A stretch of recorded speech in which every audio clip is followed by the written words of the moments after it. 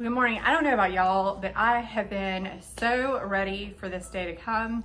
I am excited to finally be here. If you don't yet know my face, I'm Amy Hutchison. I'm the new pastor at Hills Chapel, and I am just thrilled to finally be here. It's been a very long journey, a very long time of prayer and discernment to get us here.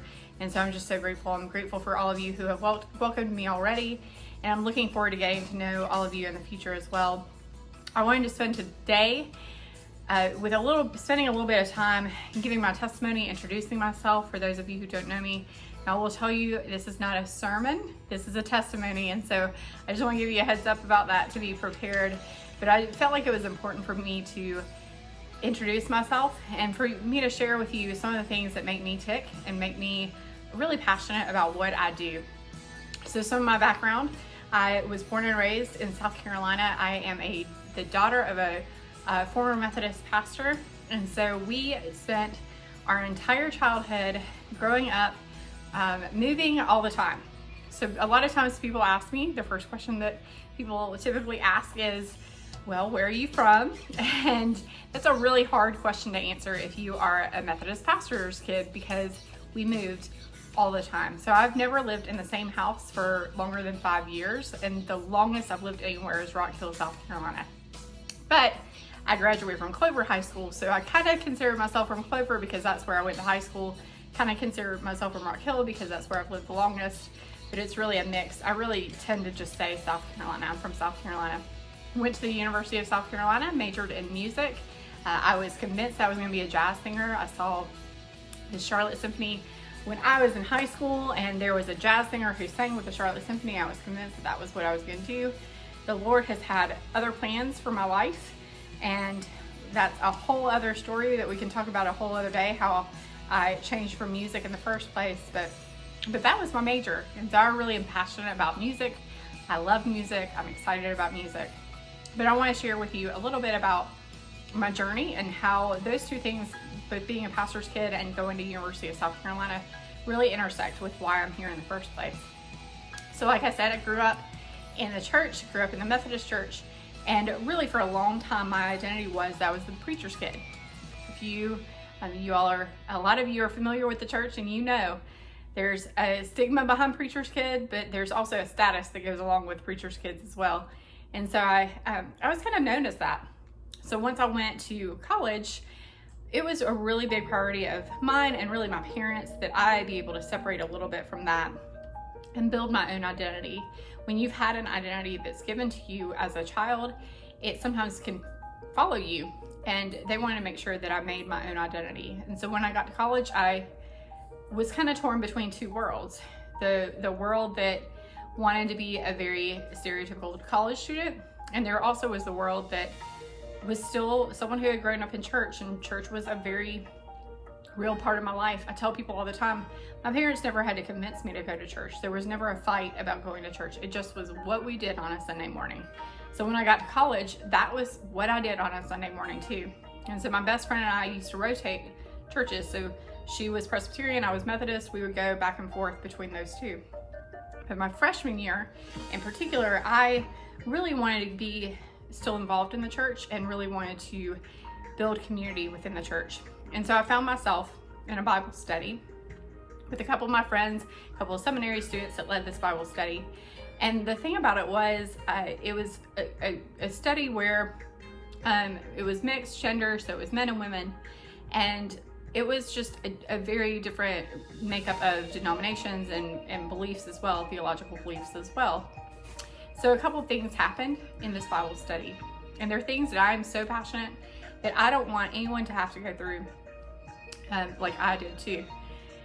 And one of those things that happened was during a prayer time, I was praying about some things in my own heart that I really wanted to change, that I really wanted to get right with God. And so I was sharing those in the study. Well, a couple of days later, I had a phone call, and it was someone in the Bible study's mother.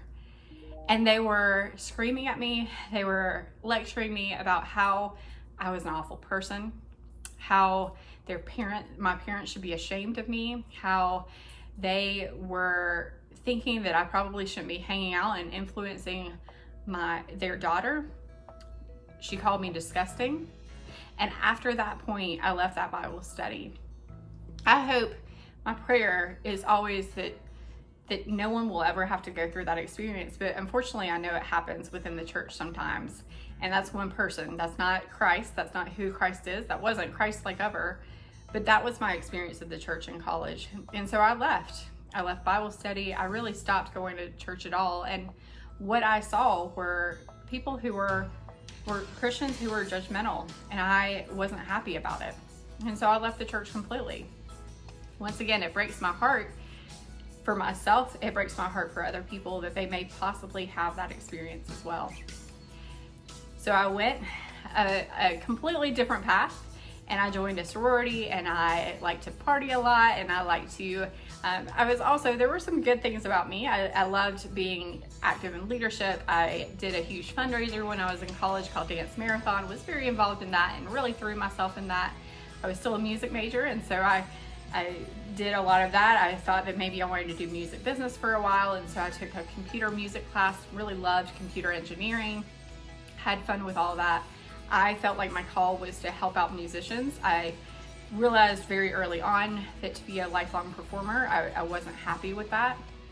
But I just took a different path from what I had initially expected my path to be my freshman year. The reason that this is important is I veered completely off of my path with Christ at that point. I wasn't really sure what I felt about God. Now, I do remember praying one time for God to reveal to me if he was really real, but I wasn't in Christian community at that point. I really fought against Christians at that point. I was kind of like Paul in a way. I remember sorority sisters inviting me to a Bible study, and I went just so that I could tell them how I really felt about Christianity. That's where I was at that point. So a couple years after college, I once again was not back in the church, was not interested in church at that point, just had gone a completely different direction. Well, so I started dating this guy.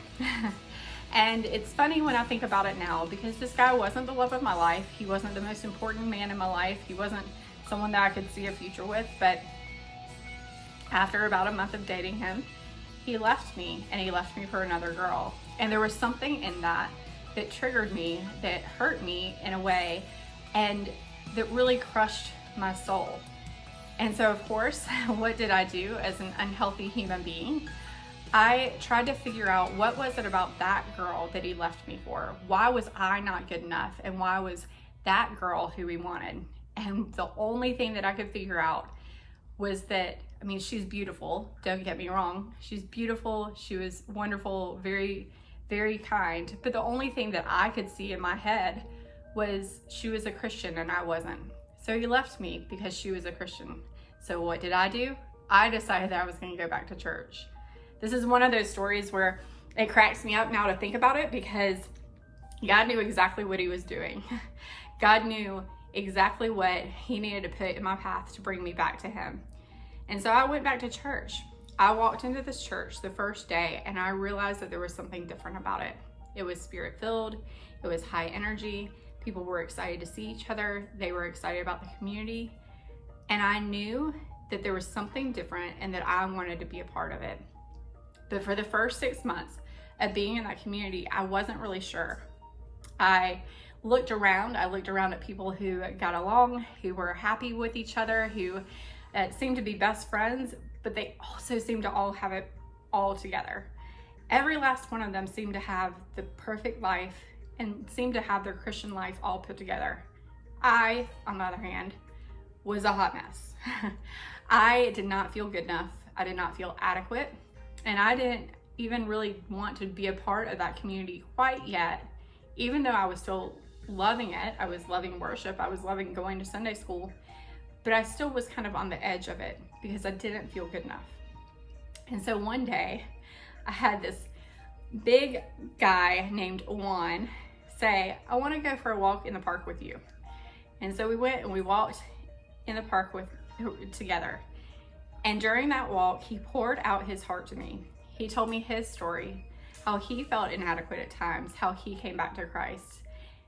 And I just remember going, oh, there was this light bulb of a moment where I realized that you don't have to be perfect to be a Christian.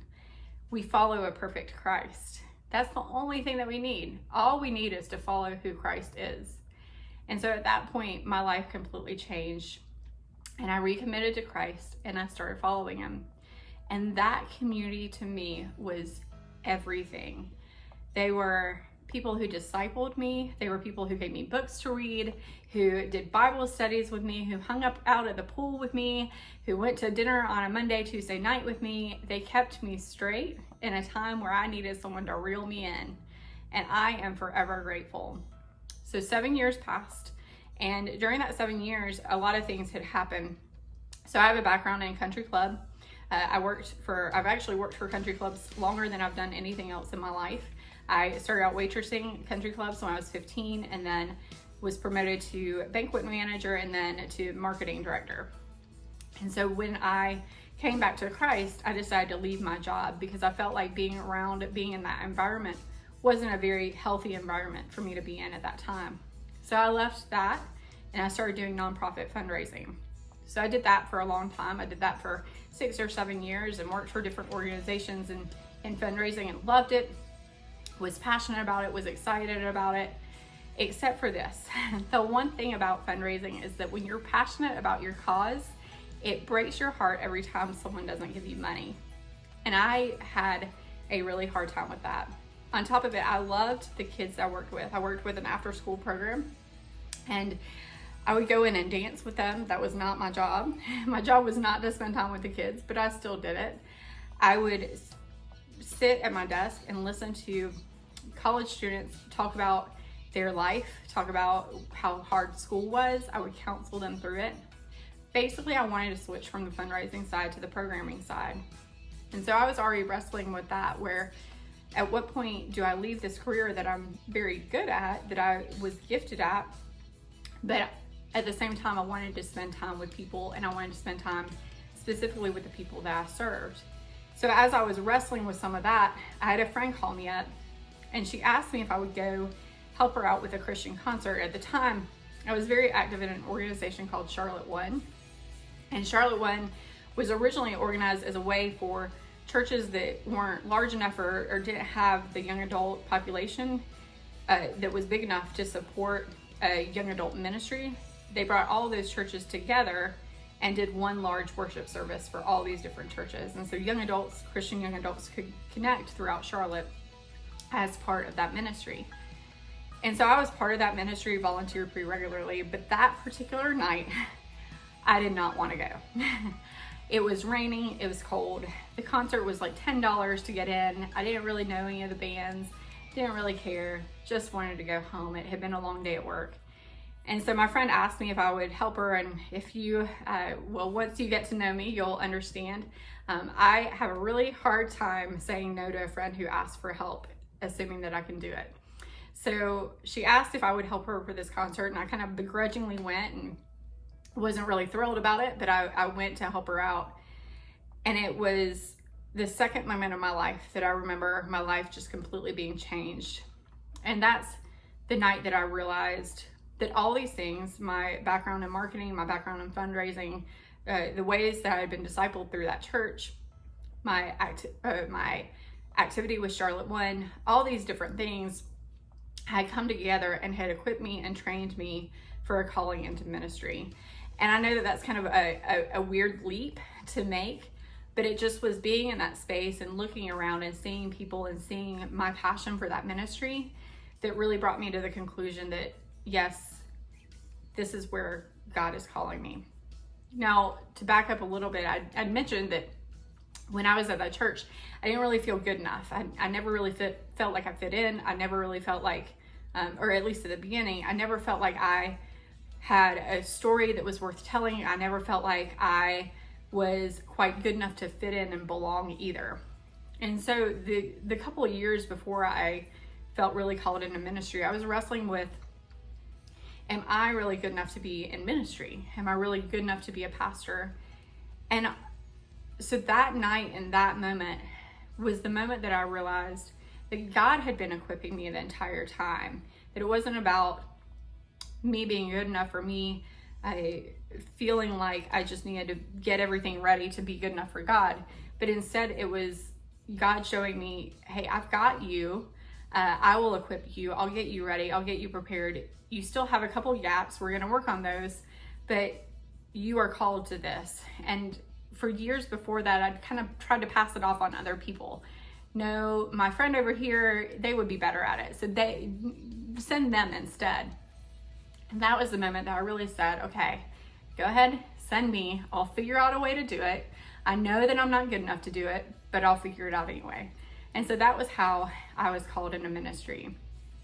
I share that piece of the story in particular because I think sometimes we think that we're not good enough yet, or we don't have the gifts that we need to be in ministry, or someone doesn't want to hear our voice. We're not the person to reach out to that person. And I think, well, one, that's the reason that I picked the verse that I picked for today. And it's from the Greek, not it's from, but the verse in First Thessalonians. The Greek of it is pistos ho kalon. And it's the one who has called you is faithful. And I love this verse because it reminds us that it's not about us equipping ourselves. It's not about us being good enough, because if we're concerned about our own perfection, then we will probably fail at that, right? And so instead, it's about the God who is always faithful, who always stays by my side. And I'm reminded throughout my story that there were times throughout my life before I came back to Christ where God was the one who was faithful. God was staying by my side. God was pushing me through. God never left me or abandoned me. And I think that's important, even in our call to ministry, because we're all called to ministry.